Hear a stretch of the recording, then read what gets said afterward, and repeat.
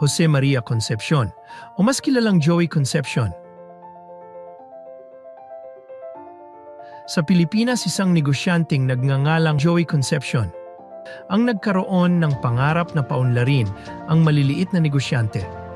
Sa dedikasyon at sipag, itinatag niya ang Go Negosyo na may layuning tulungan ang mga Pilipinong magtagumpay sa pagninegosyo. Harap sa mga hamon ng ekonomiya at kawalan ng suporta, nagpatuloy Joey Concepcion sa kanyang misyon na magbigay ng kaalaman at pagkakataon sa mga negosyante. Ang Go Negosyo ay naging tagumpay na nagbibigay ng training, mentorship at networking opportunities sa libu-libong negosyante. Ang kanyang inisyatiba ay nagdala ng pagbabago, pinapalakas ang micro, small at medium enterprises sa bansa. Higit pa sa negosyo, si Joey Concepcion ay aktibo sa mga proyektong pangkomunidad, sumusuporta sa edukasyon at healthcare para sa mga nangangailangan. Ngayon,